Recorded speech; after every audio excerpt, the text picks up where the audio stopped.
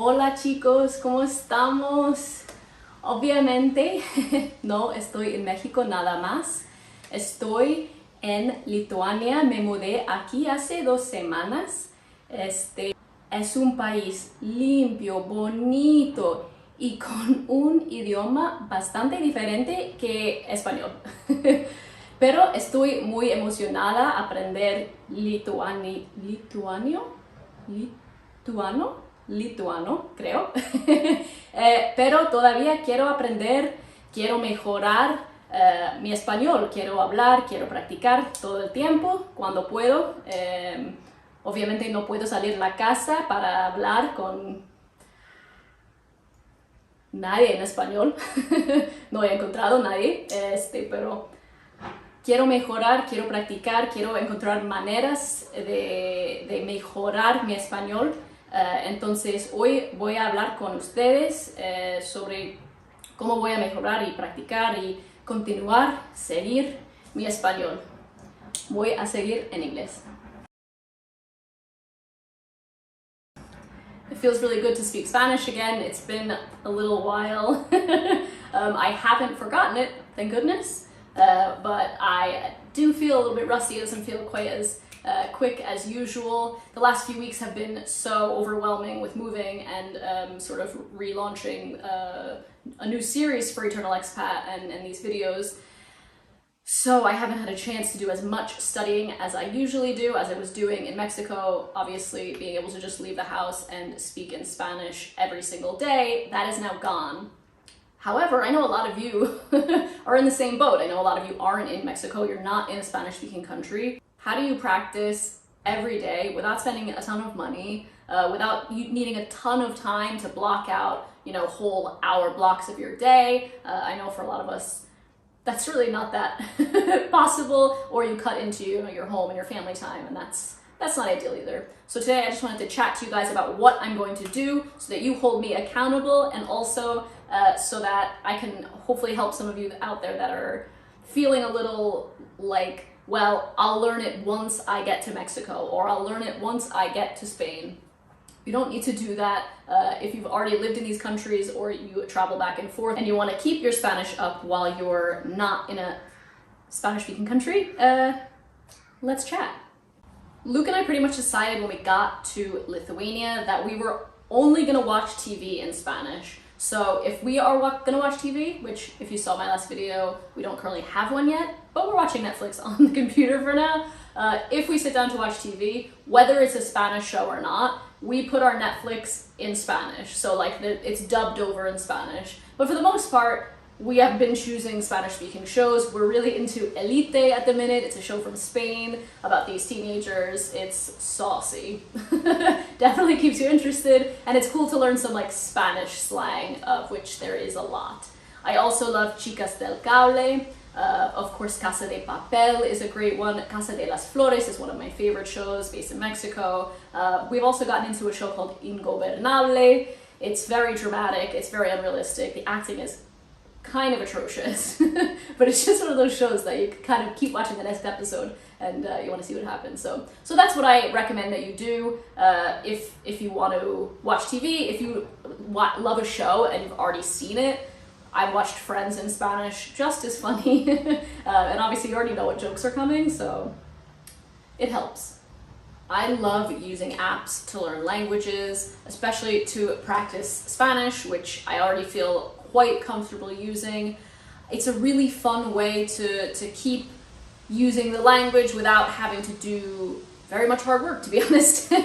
Instead of scrolling on Instagram or scrolling on Facebook or looking at what other people are doing on the internet, I can be improving my Spanish, which is always a positive thing, and the whole point of this video, in fact.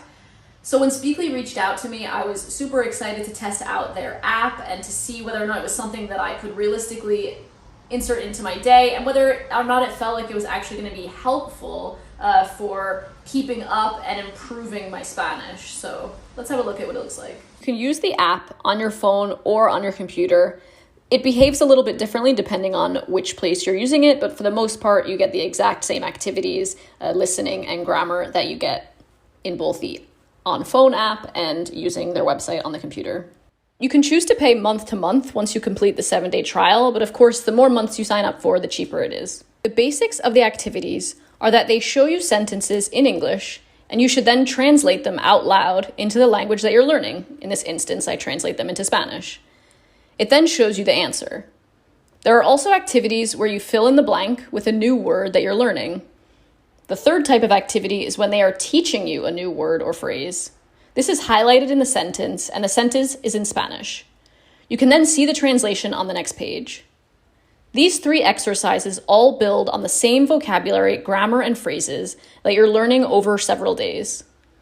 The more words you learn, the more often they are built into the different activities. The thing I really like about it is that you aren't learning words in isolation. You're learning complete phrases and even idioms and how they're spoken in Spanish by a native Spanish speaker. For instance, tengo que cambiarme de ropa. I need to change my clothes. I would never have thought that's how that was said, but now I can memorize the entire phrase. One of the features that I like is the live situations. They pop up at the end of each set of activities, and you have to listen to the speaker, then reply, listen to their response, and reply a second time. The only thing is that all of the speakers that I've encountered on the app so far are Spanish speakers from Spain, which is great if you're going to be doing most of your speaking and traveling in Spain, but I found myself getting questions wrong because I was using a word more popular in Mexico or Latin America. The listening exercises are also things that I've been coming back to quite regularly, even if I don't bother doing any of the normal activities on some days. They're interesting and usually on topics that I wouldn't normally focus on if I were choosing to listen to a podcast or watch a TV show in Spanish. So it's a good way to practice and hear very different vocabulary. Overall, this is a really great option for quick and easy usage. I think it's incredibly affordable and offers a whole lot more than the free apps that you likely already have downloaded on your phone. It covers all of the grounds that I like: listening, speaking, and growing my vocabulary. I wish you could swap around different accents to maybe practice hearing someone from Chile or someone from Puerto Rico or someone from Mexico. It also sometimes feels like the language is quite formal rather than more colloquial language that you might hear in the street. I also don't think it's a replacement for actually speaking Spanish. However, I do think this is a great option for continuing to have Spanish in my day-to-day life without having to book a class or make a ton of time in my day to sit down and listen to a podcast. It's definitely a better alternative to scrolling on Instagram. I've also been listening to a ton of podcasts. I pretty much only listen to podcasts in Spanish at the minute, which is great. Pretty much any sort of topic that you like in English on a podcast is available in Spanish. There are great ones that are for Spanish learners, which I've talked about before in this channel, No Hay Tos, Spanish and Go. But I also like to listen to podcasts that are made for Spanish speakers because I think that's a really good way to keep using your ear for Spanish and hearing it at a rate in which Spanish speakers speak to each other. One of my favorite ones is Radio Ambulante. That's a really great one. It's an NPR podcast with interviews with people all over Latin America. It's super interesting. They do topics that are really, different and things that I haven't found elsewhere. Another really interesting one, if you like, celebrity gossip or news topics that are trending, is called The Wild Project. That's done by a guy from Spain, and he interviews people from all over the world. That's a super interesting and very on-topic podcast that they have episodes almost every single day, new episodes, so there are a ton to listen to. I've also decided to only read the news in Spanish. I check the news on CNN Español, on BBC Mundo, on more local newspapers like El País for Mexico or El País for Spain, or El Colombiano about Colombian news. I'll share those below with you. My book club has been and continues to be one of my favorite ways to practice Spanish. We're just a bunch of women who love reading, who love chatting and having really good conversations. And we're doing that in Spanish, which is pretty cool. In the last couple of months, I've changed to a new book club with people who are a lot better at Spanish than I am. There are some times that I feel a little bit like I'm drowning or I'm just treading water, but it's pushed me so much, and the conversations that we have are so fun and engaging, and you sort of forget that you're speaking Spanish. So if you can find a community of people who you can practice your Spanish with in a way that it's doing something that you would do in English, like a book club, like a running club, or a coffee meetup or something, where you could just speak Spanish and have conversations that you would have in English. I found that to be a really great way to practice and really engage my Spanish brain without the stress of it being a classroom. And also, in comparing it to speaking Spanish in a classroom setting, you're really living real life in Spanish and having the sort of conversations that you would want to have in Spanish. So that's been huge. Obviously, reading in Spanish for the book club has been so helpful for my vocabulary, for my flow. I always read out loud. So yeah, that's something I really recommend. Reading in general is really great for your cadence and for your vocabulary and grammar, but doing it with a group of friends and then chatting about it in Spanish, highly recommend it.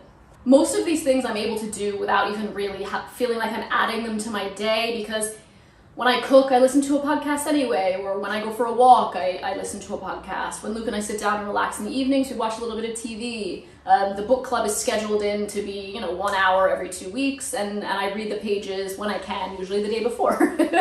I'd love to know what ways you guys practice your Spanish when you aren't in a Spanish-speaking country. What do you do on a day-to-day basis to keep your ear in it, to practice your speaking, to improve your vocabulary and your grammar? Yeah, I'd like to know and hopefully steal some of your ideas. So let me know in the comments below. If you enjoyed this video, please give it a thumbs up. It really supports my channel. Gracias, adios.